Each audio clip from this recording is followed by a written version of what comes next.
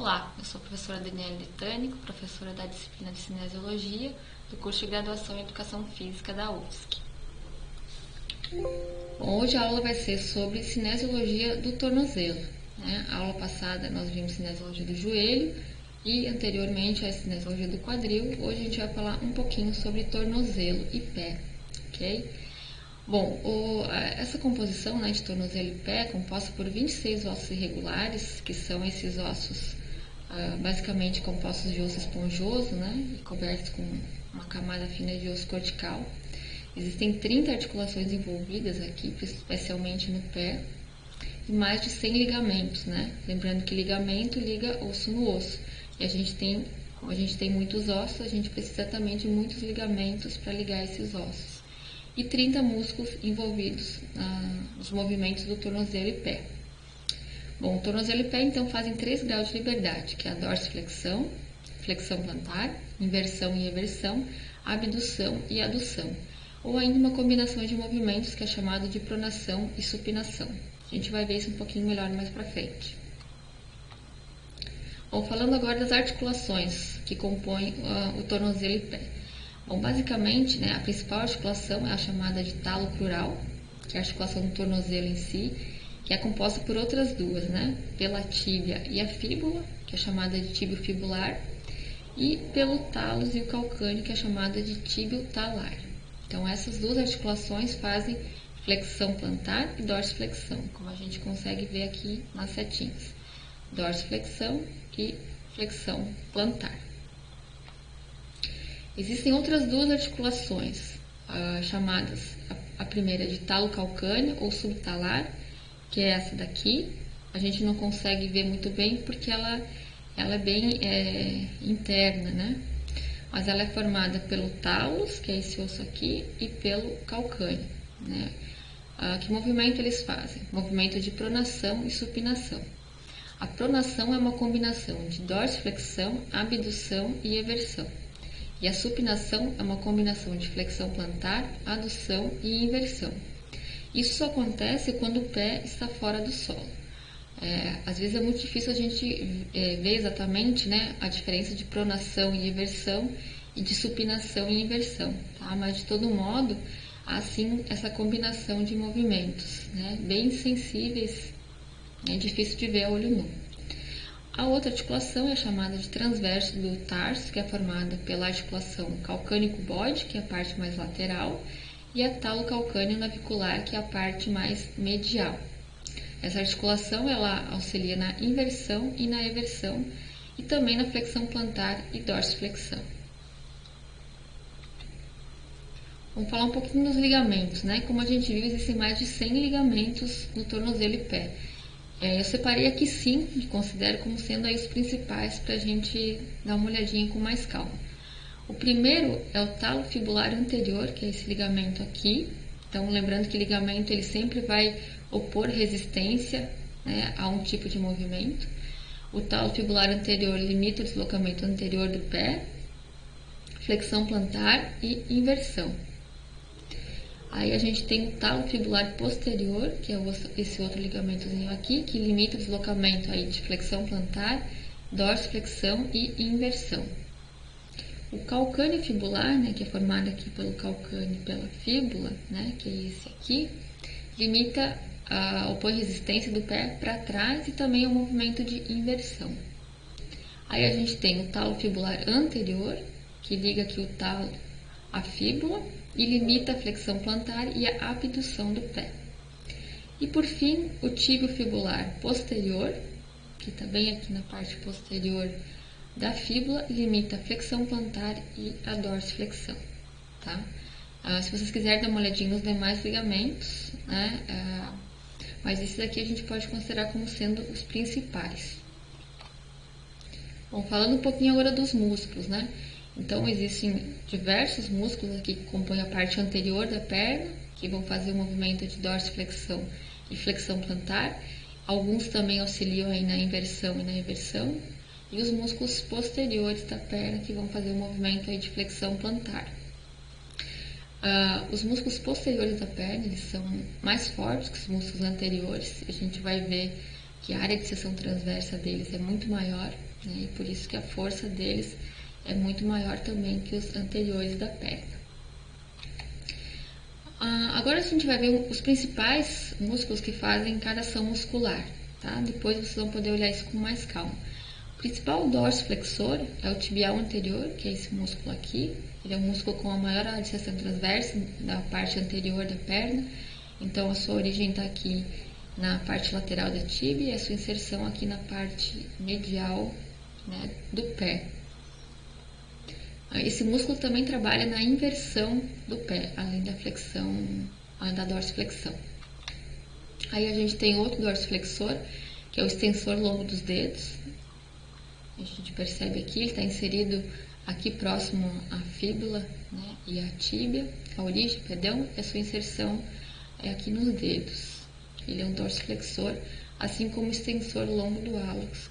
A gente consegue ver aqui, também é um dorsiflexor e também trabalha na parte de inversão do pé, embora não tenha uma contribuição tão grande quanto o tibial anterior. Bom, com relação agora aos flexores plantares, né? O principal flexor plantar, né, os dois principais, são o gastrocnêmio e o sóleo. O gastrocnêmio, como ele é um músculo biarticular, sempre que aparece biarticular, a gente tem que olhar com uma atenção um pouquinho maior. Porque a gente vê que o gastrocnêmio ele é inserido, a sua origem está aqui na parte medial do fêmur, né, medial e lateral, né, porque tem duas cabeças, e a sua inserção aqui no calcâneo, né, pelo tendão de Aquiles. Então, o gastrocnêmio ele faz tanto flexão do joelho quanto a flexão plantar do tornozelo. Aqui a gente está olhando ele como um flexor plantar. Abaixo dele, né, a gente tem o sóleo, que não é biarticular, a gente percebe que ele está inserido aqui na parte proximal, né, da tíbia, da fíbula, perdão, e também lá no calcâneo pelo tendão de Aquiles. Então, esses dois músculos são os principais flexores plantares. E pela gravura a gente percebe aí a área de seção transversa deles bem grande, são músculos penados, né? E por isso também são mais fortes que os músculos fusiformes, como o tibial anterior, por exemplo. Existem outros flexores plantares, né, menos importantes, né, como o flexor longo dos dedos, né, que a gente observa aqui na figura, o flexor longo do hálux, o tibial posterior. E aí agora os músculos que participam da eversão e abdução do pé. Então, os fibulares são bem importantes nesse movimento. Aqui a gente vê o fibular longo, tendo sua origem aqui na parte lateral da fíbula e a sua inserção na parte inferior do pé. Então, ele participa tanto da eversão do pé e também ajuda um pouquinho na flexão plantar, além da abdução. O fibular curto, novamente, trabalha na eversão e na abdução do pé. E o fibular terceiro, embora esse com um poder aqui de ação muscular um pouco menor comparado aos outros dois. Bom, falando um pouquinho das ações musculares, então, dos flexores plantares, né? A gente percebe que esses músculos eles têm uma área de seção transversa muito grande e são considerados os músculos mais fortes do corpo, né? Pela sua característica de penação e pela sua grande área de seção transversa. Além disso, tem um outro fator importante que os torna muito fortes, né? É a questão da alavanca. A gente percebe aqui, né? Então, os três componentes de uma alavanca, que é o fulcro, né? A resistência e a força de potência. Essa alavanca aqui é chamada de interresistente, porque eu tenho o fulcro na extremidade, né, onde vai ficar fixo, eu tenho a resistência no meio, que é onde eu tenho o peso da perna, e eu tenho a potência na outra extremidade, que é a força muscular. Essa alavanca composta dessa maneira é a mais eficiente e é encontrada em poucos locais do corpo, que é a alavanca interresistente. A maioria das alavancas do corpo tem o quê? A potência no meio e a resistência na extremidade. Quando eu tenho a resistência na extremidade, eu torno essa alavanca menos eficiente. Então, além da área de seção transversa, a questão mecânica da alavanca faz com que os flexores plantares sejam músculos mais fortes do corpo.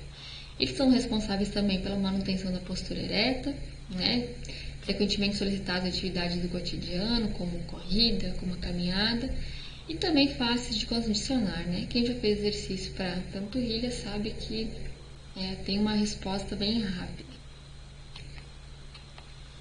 Esses dois exercícios, né, são dois exercícios para flexores plantares, né, muito utilizados nas academias, mas em termos de ativação muscular do gastrocnêmio e do sólio muda um pouquinho, principalmente porque o gastrocnêmio ele é um músculo biarticular. Então, quando a gente olha, né, o movimento de flexão plantar com o joelho estendido, a gente percebe que o gastrocnêmio ele é mais efetivo. Né? Então, quando eu realizo o movimento de flexão plantar com o joelho estendido, eu tenho uma participação maior do gastrocnêmio. Né? Ele está numa posição força-comprimento melhor que quando o joelho está flexionado. É por isso que ele consegue produzir maior quantidade de força. Ao passo que quando eu estou sentado, né, com o joelho flexionado, o gastrocnêmio ele é menos efetivo. Então, há uma exigência maior do sólio, né, para que realize um movimento aí de flexão plantar. Então, isso é bem interessante quando a gente mostra esses dois movimentos, que dependendo da angulação do joelho, vai solicitar mais ou menos o gastrocnêmio, tendo em vista ser um músculo biarticular. Com relação então agora aos dorsiflexores, né? Eles são extremamente importantes também, embora eles sejam mais fracos que os flexores plantares, mas eles têm uma importância na estabilização do corpo durante a marcha, né? E aí a gente também tem os inversores, os reversores aqui, que têm um papel importante para evitar lesões, tanto a força desses músculos quanto a flexibilidade é importante nesse sentido. A entorse de tornozelo, então, é a lesão mais comum, né, no tornozelo, e ela é provocada por um alongamento aqui das estruturas da parte lateral, o ligamento fíbulo-calcâneo, o talo fibular, então, muitas vezes acabam não suportando esse alongamento excessivo e acabam tendo aí seu ponto de falha e rompendo. Então, para evitar esse tipo de lesão, esses músculos, esses dois são bem importantes, que é o fibular longo e o fibular curto. Tendo esses músculos bem fortalecidos, eles vão evitar uma inversão excessiva, né, que é esse movimento aqui, nesse sentido, do pé, né, e aí evitando a entorse de tornozelo, que é a lesão mais comum que a gente vê aí no dia a dia.